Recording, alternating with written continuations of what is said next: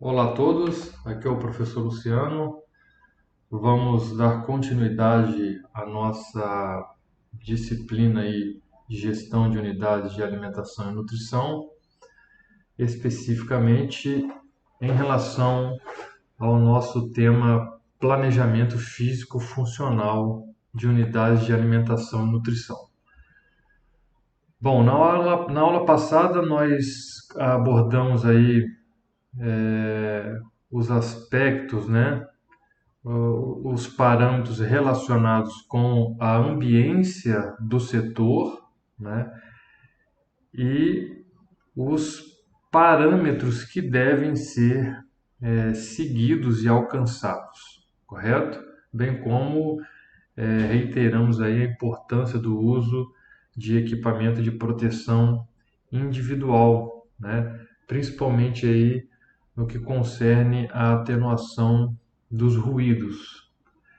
E nós paramos então nas áreas, né, da UAM, ou seja, quais são os setores que comumente eu tenho, né, nesse tipo de serviço. É claro que a depender da particularidade de um serviço em relação ao outro, poderemos ter mais ou menos setores, tá? Mas de uma maneira geral, a gente tem aí na média esses setores que chegamos a comentar, né, na aula passada. Então, passando rapidamente, seria as áreas de armazenamento, né, seja de armazenamento sob temperatura ambiente, né, pelo menos teoricamente com controle de umidade, ou seja, uma temperatura ambiente considerada em torno de 26 graus, umidade relativa de 55 a 60 para o estoque seco. E nós veremos a seguir as condições ideais para o armazenamento a frio, a depender do tipo de alimento a ser armazenado, ok? Então também nós teremos aí um binômio temperatura-umidade. As áreas de processamento, né, que podem variar dependendo aí da característica e dos cardápios praticados pela UAM, né, e as demais áreas, como a gente já mencionou. Então, para a gente ter uma ideia aí do que deve conter, né, nessas áreas como uma infraestrutura, vamos passar aí por cada uma delas, fazendo essas ressalvas, esses comentários. Então, na área de aprovisionamento, recebimento de mercadorias, nós temos aqui uma figura, né, que representa aí esta área, ou seja, uma área externa, né, que deve ser aí bem dimensionada, né, deve ser coberta, obviamente, para se prevenir aí dos intempéries, né? E também, como nós vimos, ser bem iluminada. É claro que se este procedimento de recebimento de mercadoria se faz, né, em turnos que você consegue utilizar a iluminação natural, né, então é preferível se nós formos considerar aí também o custo. É claro que dependendo do dia, né, um dia aí com menos luz solar, nós vimos os parâmetros, né, que devemos observar para o dimensionamento da iluminação, ou também em situações específicas em que esse recebimento ocorra à noite, né, os horários aí noturnos, ok? Então, vejam que há uma plataforma de descarga, um, um ambiente aqui, um piso né, mais elevado em relação aí ao, ao piso dos veículos transportadores, de forma a facilitar o descarregamento, né, desses produtos, desses insumos. Obviamente que também deveremos considerar os equipamentos necessários, né? Os monta-carga, os pallets, etc. Bom, então, como esse esquema aqui, a gente tem uma plataforma aí de descarga em que o veículo transportador, né, ele possa adentrar próximo ao setor e esse setor também tem a cobertura, né? Por exemplo, aí para proteção em caso de dias chuvosos, né? Então veja que o recebimento se fará em em um andar superior, né? A fim de facilitar a descarga e, consequentemente, diminuir o esforço no caso do trabalho, né? Então é realizada na plataforma de descarga, na área externa, né, da unidade de alimentação e nutrição, próxima à estocagem. Então isso também tem que ser bem planejado, justamente para diminuir, né, o trânsito, o transporte, né, o deslocamento, a distância desses produtos recebidos até o local de armazenamento. É claro que isso, além de diminuir esforços, né, você facilita também a, o planejamento diário, né, das refeições, né, as solicitações, etc. Então, que essa plataforma, que esse setor de recebimento, ele seja próximo, né, do almoxarifado, da despensa e de outros locais ou equipamentos de armazenamento, como câmaras frigoríficas, freezers, geladeiras, etc. Né? Obviamente que seja de fácil acesso aos fornecedores, né? Coberta, como comentamos, né? E dotada de rampas, ok? A área anexa para a pré-lavagem dos hortifrutícolas, né? Dotadas de bancadas com cubas, ralos sifonados, monoblocos e estradas, ou seja, todos os insumos, utensílios e equipamentos necessários para já realizar, no caso dos hortifrutícolas, como comentamos, os primeiros procedimentos, que é a pré-lavagem. Então, quando a gente fala de monoblocos, vamos entender um pouco na prática como é que se dá esse recebimento, né? O fornecedor, ele traz a mercadoria ou no monobloco dele, né? Ou direto, por exemplo, do setor de abastecimento, em caixas de madeira ou já em embalagens, né? Como sacos plásticos, né? E de outros materiais. Então nós deveremos considerar que todo esse material ele é um material contaminado. Portanto, faz-se obrigatório para um adequado controle higiênico-sanitário o uso de caixas plásticas monoblocos próprios do setor UAN. Obviamente, previamente limpos, previamente lavados, previamente higienizados. Nós abordaremos todos esses procedimentos de higienização, tá? No momento aí oportuno, quando falarmos de higiene ambiental, ok? Então, de posse desses monoblocos, então já se deve esperar o recebimento com esses utensílios, vamos assim dizer, higienizados. E no recebimento, além ou depois da conferência de toda a carga, por meio de medidas, né, com auxílio de balanças do tipo plataforma, a verificação do conteúdo entregue em relação ao pedido e à nota fiscal, então faz-se o transporte, né, desses insumos da embalagem primária do fornecedor para a embalagem previamente higienizada do setor. No caso de hortifrutícolas, como acabamos de ver, deve conter anexo próximo a esse setor,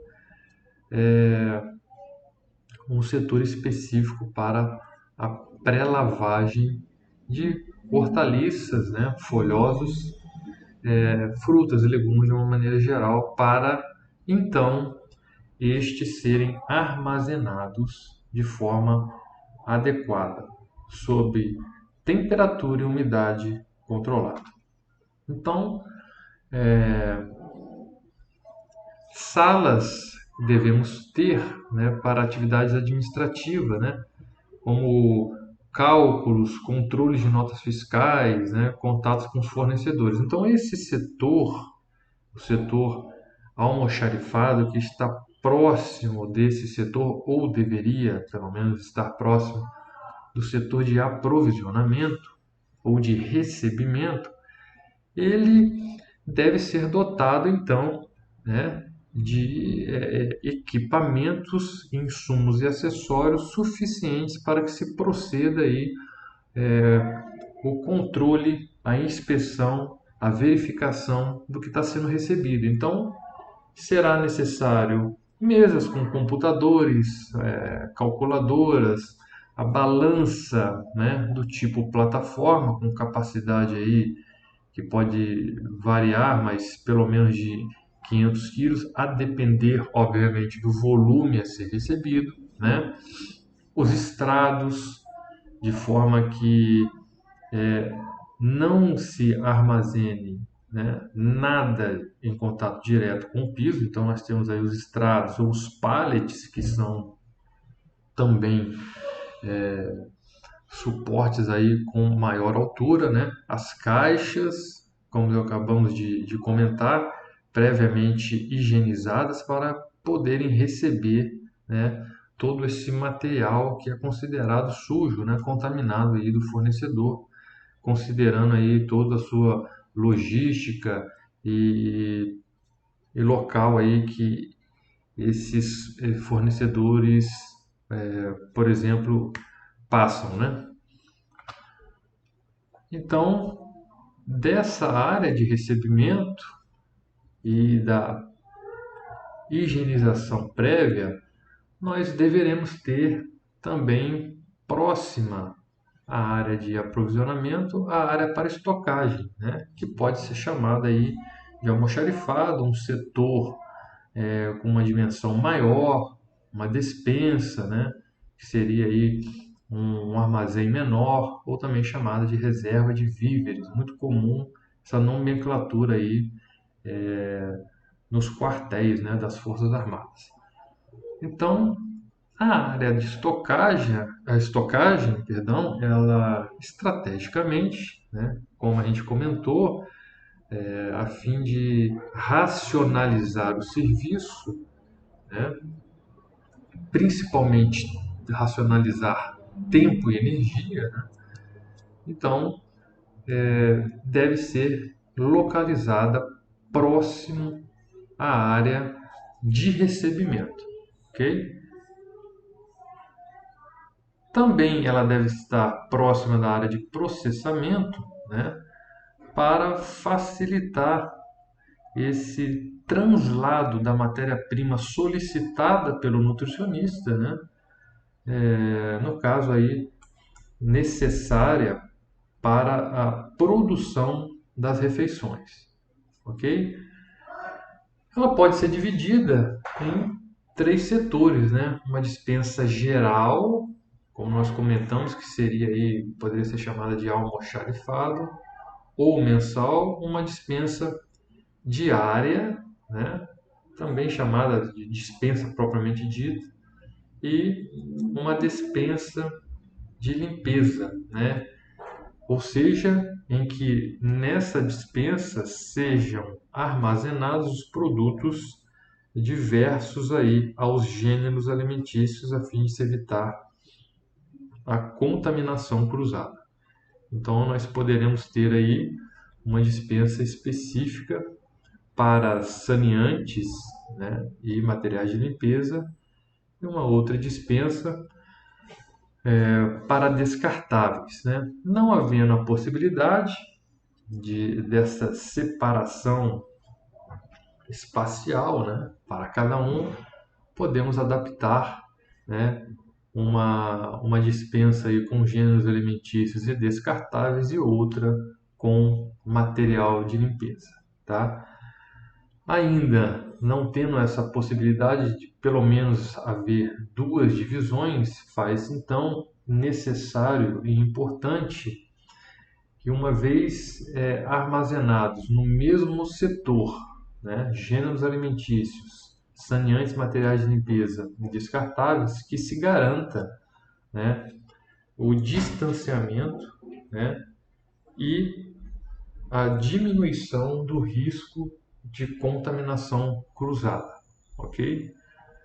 Então nós estamos vendo aqui que, por exemplo, para se aproveitar melhor a área, podemos então utilizá-la, em sua capacidade volumétrica também, né? Armazenando, obviamente, em o que a gente chama aí de estoque escalonado, né? Os itens, né, com menor saída ou com menor frequência de requisição, né, em locais mais altos, e aqueles de demanda diária e regular, né, nos, em menores alturas, né, ou seja, próximos ao chão, ao piso, localizados em prateleiras baixas e, de preferência, próximos também à saída, né, desse setor. Isso facilita muito o deslocamento, né, desses funcionários e também do transporte desses insumos, ok? Então, a periodicidade de recebimento, isso vai depender muito da política de compra de cada empresa, né? Ela pode ser mensal, ela pode ser quinzenal, semanal, né? Então, é muito importante que cada empresa, cada UAM, ela tenha esse estudo e defina a melhor política de compra, né? Sempre considerando o seu espaço físico disponível, o seu número de funcionário disponível, os seus equipamentos, né, os seus utensílios, tudo isso vai interferir, então, na sua política de compra e também periodicidade de recebimento. Será que eu, ainda que calcule, eu tenha em mãos o meu lote econômico de compra, ou seja, o meu lote de compra ótimo, minha quantidade ideal, em que eu tenho o menor custo em relação ao pedido e manutenção desse estoque, será que esse valor teórico eu consigo colocar em prática, né, em relação a essas variáveis que nós comentamos? Eu preciso então ter uma área mínima, eu preciso ter um número mínimo de funcionários, eu preciso ter equipamentos adequados para fazer o recebimento, o translado desses insumos, etc. Ok? Como nós comentamos, a temperatura aí gira em torno de 26 e 27 graus. Bom, o setor almoxarifado, então, deve conter porta única, né, larga e alta, simples ou em seções, ou seja, quanto maior esse almoxarifado, ou maior a diversidade de estoque que nele seja armazenado, então pode ser interessante o seu dimensionamento em seções para facilitar, né, a busca desses produtos e também o armazenamento deles. Bom, nós comentamos aí dos estrados, né, dos pallets. Veja, esse aqui seria um pallet devido à sua maior altura, né? Então, é um ambiente que precisa ser dotado desses pallets, desses estrados, ok? De forma a permitir aí o empilhamento, né, desses gêneros alimentícios, né, seguindo sempre a orientação do fabricante, ok? E garantindo aí que nenhum produto fique armazenado em contato direto com o piso. Pode haver necessidade, tratando-se aí de um local de armazenamento, né, de prateleiras altas, né, utilizando aí a sua capacidade volumétrica de escadas, né, com rodízio. Deve ser dotado, obviamente, como qualquer setor, extintor de incêndio, né, ou seja, bem dimensionado e avaliado aí pelo órgão competente, né, dos bombeiros, e móveis de escritório, computador, etc., para que você consiga aí, minimamente realizar o controle, né, a gestão desse estoque. Esse ambiente, né, não deve conter ralos, né? As prateleiras, de preferência moduladas, para que permita, né, a retirada, a movimentação desses móveis para higienização ou até pela mudança aí do layout, tá? Isso vai variar de literatura para literatura, mas que tenha um afastamento mínimo aí do piso, né, em torno de 30 centímetros, né, e uma profundidade de pelo menos 40, 45 centímetros. Isso tudo vai facilitar não só a limpeza do setor, mas também a adequada circulação de ar. Isso é muito importante no caso dos estoques secos, tanto no estoque seco como no estoque sob temperatura controlada, para garantir essa circulação de ar adequada e impedir, né, que esses alimentos, ainda que em validade vigente, segundo o fabricante, ele se deteriore, né? Ou seja, se você tem uma temperatura de armazenamento, ou seja, uma temperatura ambiente inadequada, muito alta, né? Uma umidade relativa do ar muito alta, pouco espaço para a circulação adequada do ar, então você pode ter deterioração do produto mesmo dentro da validade, ok? Bom, a gente tem outros procedimentos em relação à organização dos produtos, né? Como se trata de produtos perecíveis, né? A gente então deve organizá-los de forma a se evitar, né, que se atinja o prazo de validade sem o uso daquele produto. Então, formas de organizar esses produtos é o que a gente chama de forma Pepsi, né? É o primeiro produto que entra no estoque, deve ser o primeiro produto a sair. Então eles devem, se você provavelmente você terá um estoque aí de produtos com lotes diferentes, então deve ser observado, na verdade, não só esses lotes, mas principalmente a validade e organizá-los, por exemplo, os que têm vencimento, né, com data primeiro, né, para vencer, que eles fiquem posicionados aí à frente dos demais ou acima se a gente for tratar de pequenos empilhamentos, tá? Então, por exemplo, nessa dispensa aqui, que é uma dispensa pequena, né? A gente deve supor que, no caso desses produtos aqui, vamos dizer aqui que seria óleo de soja e vinagre, né? Então, nesses produtos aqui, é importante que o funcionário seja treinado, né, com esse princípio básico. Por quê?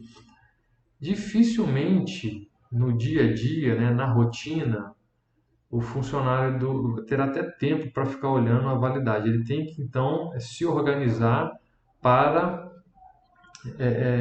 garantir que os produtos que terão vencimento primeiro estejam de mais fácil acesso para retirada. Então, essas garrafas que estão à frente, teoricamente, elas devem ter aí uma data de vencimento, tá? Menor do que aquelas que estão atrás. É claro que você pode ter o mesmo lote e aí não faz a diferença, né? Tendo a mesma validade, essas posições. Mas no caso de haver lotes diferentes, com validades diferentes, então aqueles que estão à frente devem ser aqueles que terão ou que têm o prazo de validade menor, tá? Porque isso facilita no dia a dia a retirada. Ninguém, não é natural que uma pessoa que vai retirar um pedido, ela pegue uma garrafa, né, que está posicionada lá no fundo da prateleira, ok? Da mesma forma, pequenos empilhamentos, olha, aqui vamos considerar que seja o arroz, não é provável, né, que a pessoa irá retirar primeiro esse pacote de arroz aqui que está na base, certo? Então, esses que estão aqui acima, né, isso parece simples, mas muita gente não faz e na hora que você vai olhar, verificar o seu estoque, fazer um inventário, muito produto está vencido por isso. Então, esses que estão acima, que é a lógica da retirada, né? Ninguém vai retirar o do meio.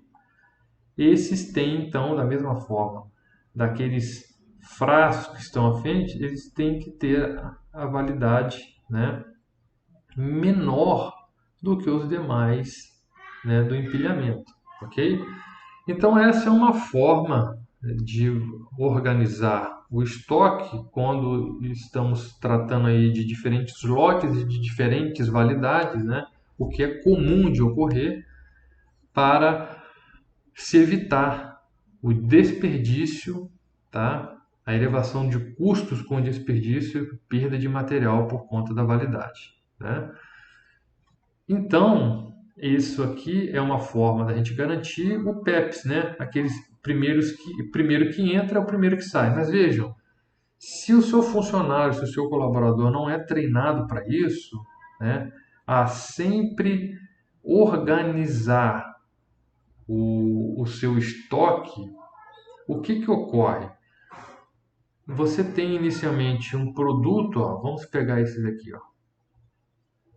Vejam que esses produtos aqui eles já estão armazenados, já estão no estoque há um determinado período, né? E chega outro lote, né, de um recebimento qualquer. É claro que esse lote que chega, ele pode ter uma validade menor do que o que está aqui? Pode, né? Isso pode ocorrer. Mesmo com marcas idênticas, você pode ter comprado um lote, né, mais novo e numa outra compra te entregaram um lote mais antigo com uma validade menor. Então isso também é uma questão que deve ser muito bem pensada e planejada junto com o fornecedor, né? Você precisa ter isso em uma planilha atualizada, você precisa enxergar em tempo real a validade, né, de todos os seus produtos, ou pelo menos a validade, né, do lote mais antigo, né, ou do lote que vence primeiro. Mas vamos supor que o que se espera é que se receba um produto novo com uma validade maior do que aquele. Então, se o funcionário não tem treinamento nenhum em relação à gestão de estoque, ele vai pegar esse produto novo e vai empilhar aqui, né? Porque é mais prático para ele, né? Certo? Bom, na hora de retirar esse arroz que ficou aí embaixo, que tem uma validade menor, ele não vai ser retirado primeiro, vai ser retirado o quê? Aquele que chegou por último, que está mais novo. Então, a gestão de estoque parece simples, de certa forma até é e deveria ser, mas desde que se cumpra, né, algumas orientações. Então, geralmente você tem um funcionário responsável pelos pedidos, então ele já fazendo o pedido, ele já tem uma ideia aí, por exemplo, do lead time do fornecedor, que é o tempo aí entre a execução do pedido e a entrega do produto. Sabendo disso e também sabendo dos locais em que cada tipo de gênero é armazenado, ele já vai organizar, já vai preparar esse estoque para o recebimento de um novo lote. Então, nesse caso, ele já vai retirar esses produtos aqui, né, mais antigo. Ele pode até verificar, né, com outros produtos, se eu verificar a validade deles, para que, ao receber um lote novo, né, nós estamos aí assumindo uma validade maior, esse lote novo, então, ele seja armazenado, né, ele seja estocado aí na base dessa prateleira e os antigos voltem por cima para serem retirados primeiro, e aí você evitando o vencimento desses produtos e, consequentemente, aí, o desperdício e o aumento do custo de sua produção. Ok, pessoal? Bom, nós temos então também, nós comentamos sobre a área de armazenamento a seco, né? Chamado também de almoxarifado, armazém e despensa, e o armazenamento a frio, né? Ou seja ele de temperatura de refrigeração, né? Ou os resfriados, que tem aí uma diferença na literatura. Alguns autores já usam só o termo refrigerado, né? Ou a temperatura de congelamento. Na média, né, a gente tem aí para a área de alimentos a temperatura aí de menos 18 graus Celsius, tá? Para armazenamento de produtos congelados, né, industrializados. Mas veremos a seguir que essa temperatura de armazenamento para produtos manipulados, elas podem diferenciar aí em relação à temperatura e ao tempo de armazenamento, ok? Então, o armazenamento a frio é para aqueles produtos que, após o processo de industrialização, necessitam de temperatura, de baixas temperaturas para o seu armazenamento, né? Para garantir a sua vida de prateleira. Então, como nós comentamos, são os chamados os gêneros perecíveis, que podem ser os congelados, os resfriados ou os refrigerados, né? Que, além dessa temperatura, também há indicação aí de umidade. O que ocorre na prática é que nem sempre a empresa tem a possibilidade de investir, pelo menos inicialmente, em diversas câmaras, né, com umidade controlada para cada tipo de alimento, tá? Bom, nessa impossibilidade, veremos a seguir que, ao armazenar todos os produtos em uma mesma câmara, devido à impossibilidade de ajustar, né, temperaturas diferentes, obviamente, a gente deve então programar a temperatura e a umidade para o gênero que necessitar, né, da menor temperatura, né, ou ajustar para o binômio temperatura-umidade para o produto mais perecível, né, em relação à temperatura de armazenamento. Bom, vejamos separadamente, nós temos aí os produtos carnes de uma maneira geral. Quando refrigerados, então eles devem ser armazenados a 0 graus, de 0 a 2 graus, né? Com umidade relativa de 70%. Tá? Laticínios e alimentos preparados, 4 graus a 50% de umidade relativa, certo? Então veja uma coisa interessante, pessoal. Se eu preciso manter a minha carne refrigerada a 0 graus, né, eu preciso programar a temperatura da minha câmara para uma temperatura menor, tá? Considerando aí a transferência de calor, ok? Então aqui eu poderia aí programar essa minha câmara para menos 2 graus para que o produto alcance, correto? Em seu centro geométrico, a temperatura indicada, ok? Da mesma forma, laticínios e alimentos preparados, 4 graus, umidade relativa de 50, hortifrutícolas 10 graus, com umidade relativa de 80.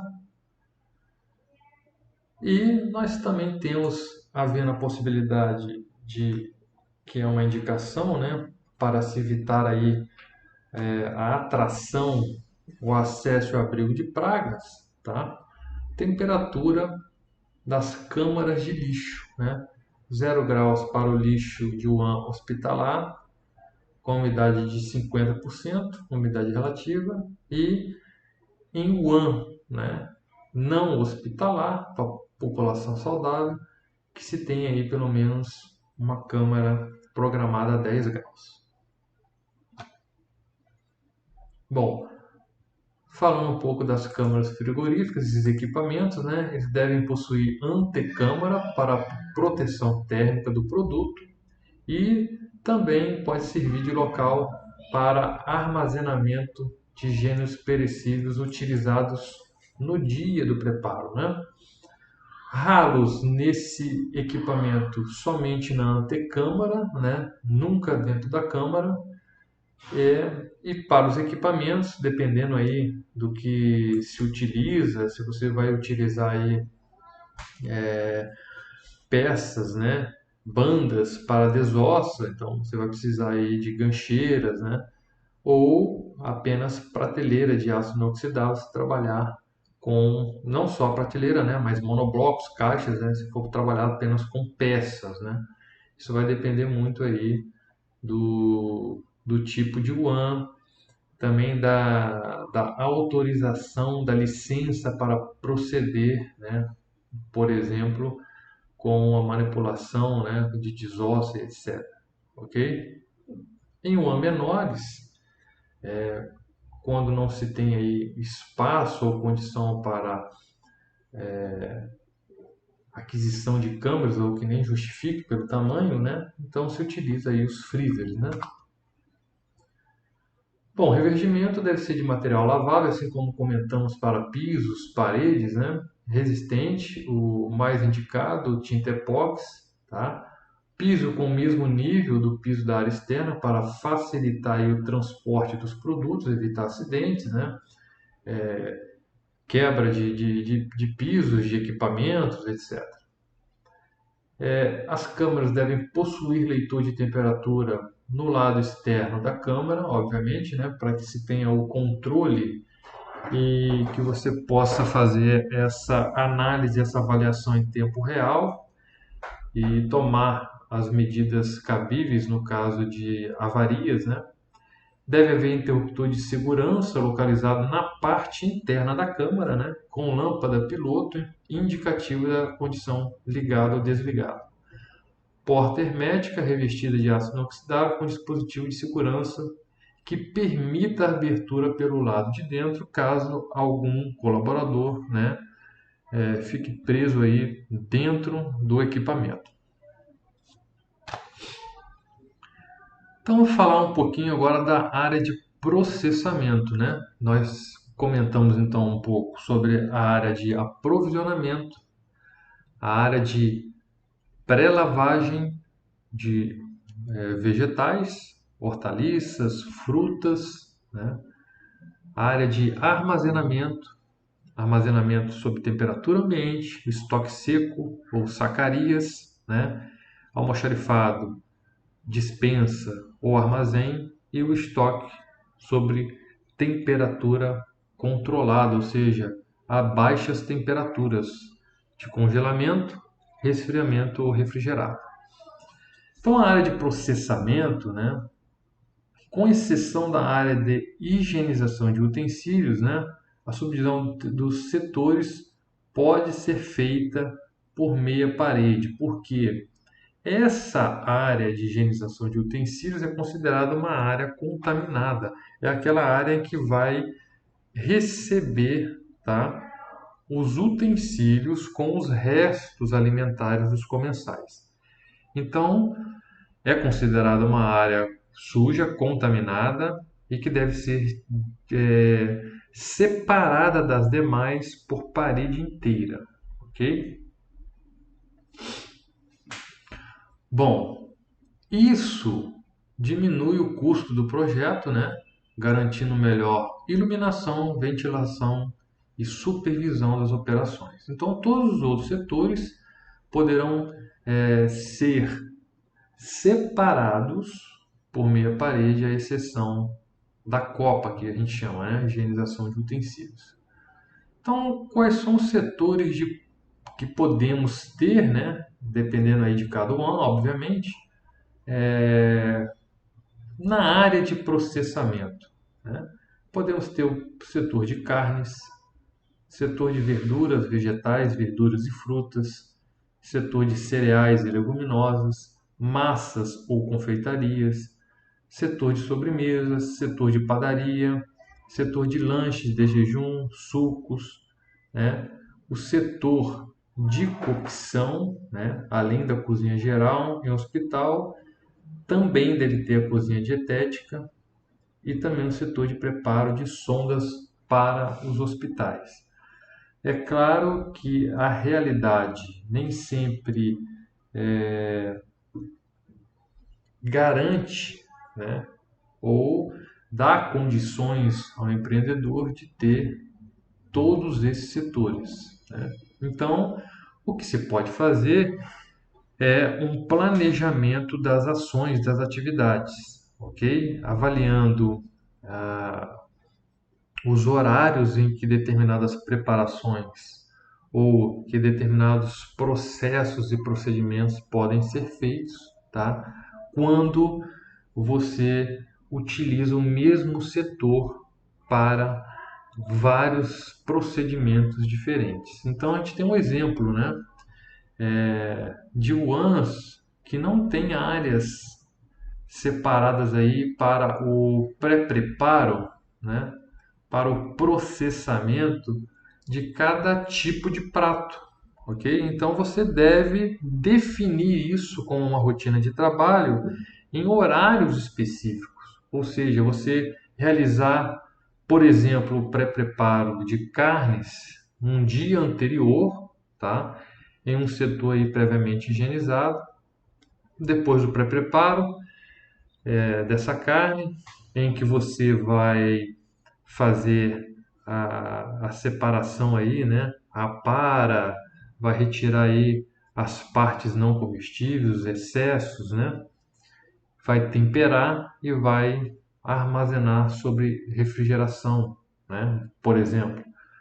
Então, esse procedimento ele pode ocorrer desde que ele seja bem planejado e programado, de forma que não ocorra nenhuma outra atividade, né, no horário estabelecido, tá, junto com aquele procedimento, ok?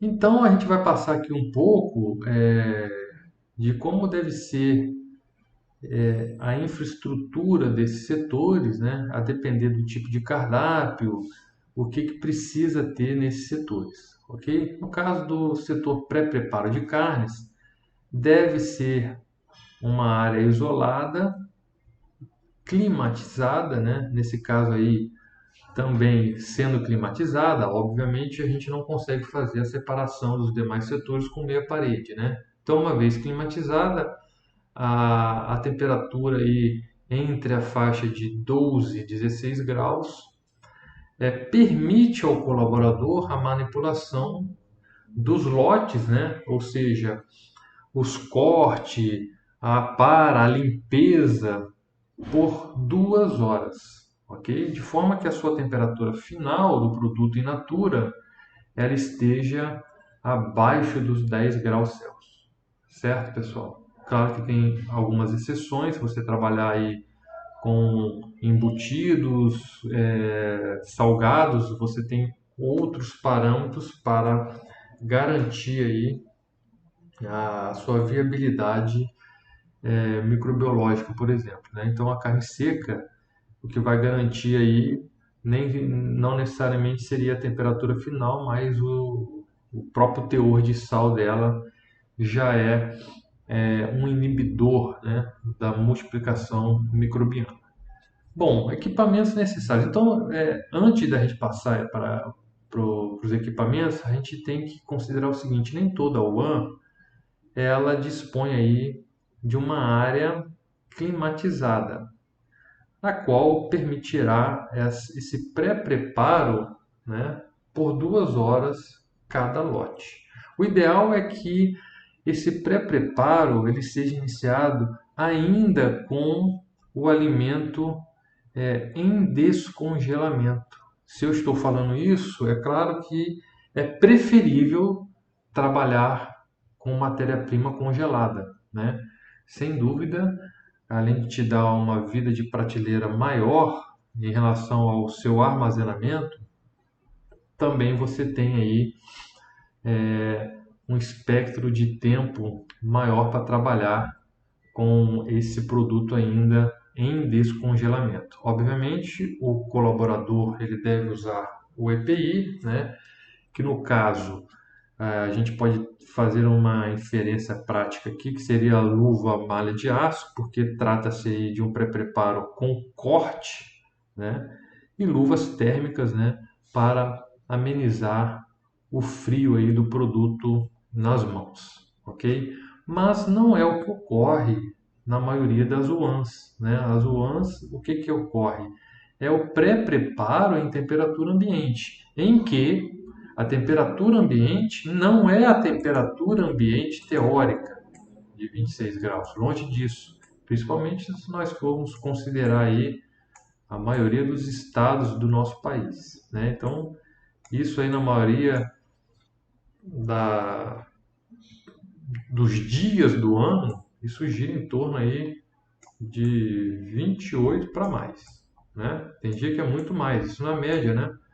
Muito mais do que isso. Você pode pegar dia aí com até 35 graus ou chegando próximo de 40 dentro de uma cozinha. Claro que se nós estamos falando que eu estou organizando, planejando esse procedimento numa área comum, então eu não posso considerar mais o vapor, o calor gerado pelo setor, que na verdade, se é um setor comum, não pode ocorrer nada nesse momento, né?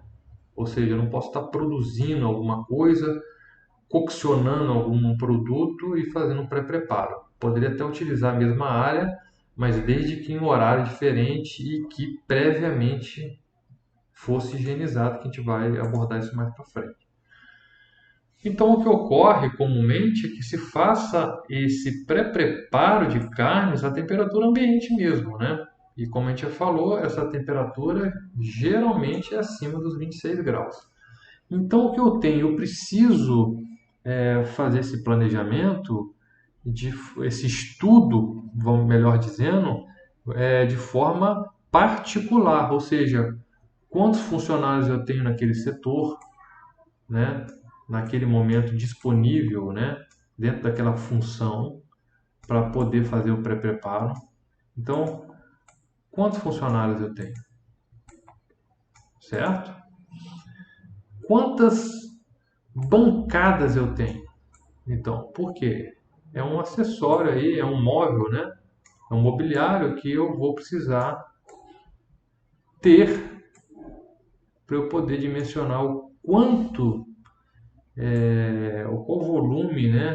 Qual peso de produto eu consigo aí produzir por hora, por exemplo, se eu quiser fazer isso em relação ao tempo. É claro que se eu tenho uma bancada e essa bancada é pequena, que permite apenas 2 funcionários trabalhar, não adianta eu ter 4 funcionários, entende? Eu tenho mão de obra, mas eu não tenho a estrutura para isso. Então veja que é um estudo muito particular do setor, certo? O que eu quero dizer com isso é que, tratando aí da temperatura ambiente, o responsável técnico junto com a equipe, então, ele tem que, no caso da temperatura ambiente, vamos colocar aqui,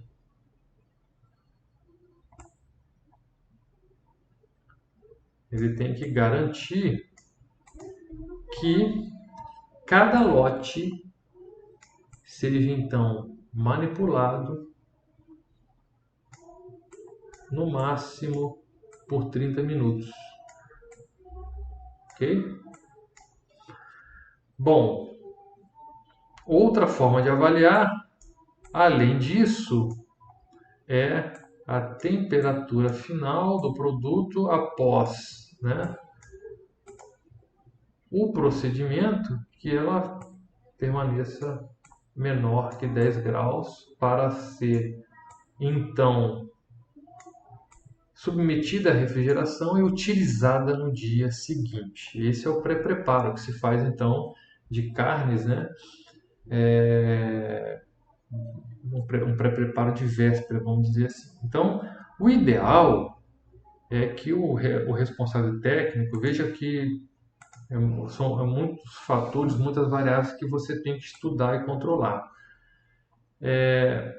Isso significa também um planejamento adequado do início do descongelamento da matéria-prima. Isso eu estou partindo do princípio que você esteja utilizando matéria-prima congelada, ok? Então isso tudo também não tem nada muito preciso. Vai contar muito com o que se tem disponível aí na UAM de cada um, né? Então, e como eu vou fazer esse descongelamento? Esse descongelamento é realizado sobre refrigeração, né? É a recomendação, mas há outras formas, né, possíveis de realizar o descongelamento, desde que devidamente monitorados, né, tempo e temperatura superficial do produto. É claro que a primeira e melhor indicação e orientação é o descongelamento sob refrigeração. Então, para isso, você primeiro precisa de espaço, você precisa de uma câmara que te permite fazer isso. Se você não tem, você vai ter que fazer esse descongelamento, muito provavelmente, ou pelo menos em parte, a temperatura ambiente. Nós veremos a seguir como é que é feito isso, né? Mas não tem como fugir, né? Esse descongelamento ele deve ser, se não realizado integralmente sob refrigeração, ele minimamente tem que terminar sob refrigeração, ok? Então, esse planejamento é importante para, como eu falei, essa antecedência mínima para que o produto ainda chegue congelado ou em descongelamento para o pré-preparo, né? Então, por isso que é mais seguro trabalhar com alimentos congelados. E não só isso, por toda a logística do fornecedor, pelo clima do nosso país, né? Na maioria dos estados e tal. Então, o pré-preparo de congelados, você tem que realizar um planejamento de início de descongelamento para chegar aí na bancada pelo menos a menos 2 graus, certo? E se você vai realizar a temperatura ambiente climatizada entre 12 e 16, você tem 2 horas para fazer o pré-preparo de cada lote, né? Bom, na temperatura ambiente, se você programa para ele chegar aí a menos 2, com o foco dele atingir uma temperatura final quanto menor, melhor, de 10 graus, certo? Então, a partir dali, isso tudo é registrado, esse produto, então, é pré-preparado, como a gente comentou, retiradas as aparas, as aponeuroses, o sebo, é temperado, colocado sob refrigeração e utilizado no dia seguinte, certo? Então, na temperatura ambiente, nós vimos que nós temos 30 minutos para manipular cada lote, né? Então, isso passando aí mais ou menos pelos números que nós temos aí, segundo a nossa experiência prática, certo? Então, em relação à quantidade, que lote é esse, né? Você está falando, professor, esse lote aí que eu posso manipular em 30 minutos. Eu não sei, você vai ter que ver. Acabamos de comentar quantos funcionários você tem disponível, certo? Quantos de equipamento você tem disponível? Você tem faca para todo mundo? Você tem bancada suficiente para 3, 4, 5 que estão disponíveis manipular? Então vai depender muito. Esse lote então pode ser 90 quilos, né? Ou seja, se essa for sua demanda diária de carne, você pode fazer esse lote aí em meia hora, se você tiver número suficiente de funcionários, de equipamentos, de utensílios, de faca, de bancada, ou não, minha capacidade é de 30, né? Então, se a minha capacidade é de 30, eu considerando as variáveis número de funcionário e infraestrutura, eu vou ter que fazer em 3 vezes. Então, eu faço 30 quilos a cada 30 minutos. Eu tenho que ver se eu consigo fazer isso. Ok, pessoal? A ideia é essa aí, em relação ao pré-preparo de carnes. Se você tem uma temperatura entre 12 e 16, você tem um tempo maior para poder manipular. Se você trabalha a temperatura ambiente, você só tem apenas 30 minutos por lote. Ok? Bom, nós temos o setor de verduras, de vegetais, né, de frutas de uma maneira geral. Então é nesse setor, né, a gente viu que no recebimento anexo a esse setor, a gente tem aí uma área de pré-lavagem para posterior armazenamento. Nós vimos também que nessa etapa nós temos que receber esses produtos em monoblocos, em caixas previamente higienizadas, né, do setor, ok? E então, depois de armazenado, serão solicitados e encaminhados para o setor de pré-preparo, né? Então, nesse setor, nós temos aí uma nova seleção. A gente tem aquela primeira seleção lá do recebimento, né? Ou seja, eu estou recebendo 100 quilos de abóbora. Eu preciso conferir, ainda que seja por amostragem, se de fato eu estou recebendo aí os 100 quilos de abóbora mesmo, ou não, né? Se de repente eu verifiquei que 10 quilos estão estragados, eu vou apenas pagar a diferença, né? Os 90 quilos. Então, essa área, né, será realizada novamente a pré-lavagem, a lavagem, a higienização, né, o enxágue e o corte, né, definido aí no cardápio pelo nutricionista. Então é uma área que precisa ser dotada de cubas, de bancadas, né? São nessas cubas geralmente que a gente faz, né, a desinfecção desses vegetais, né? Primeiro a gente faz a lavagem, né? A retirada de partes aí que estão sujas ou estragadas, ok? E depois a gente pode, em uma cuba, fazer a lavagem, em outra cuba fazer a desinfecção, né? É claro que veremos mais à frente, na disciplina aí de concentração, mas eu sabendo a capacidade volumétrica, por exemplo, de cada cuba, né? Eu vou conseguir dimensionar certo a quantidade do desinfetante daquele produto, né? Por exemplo.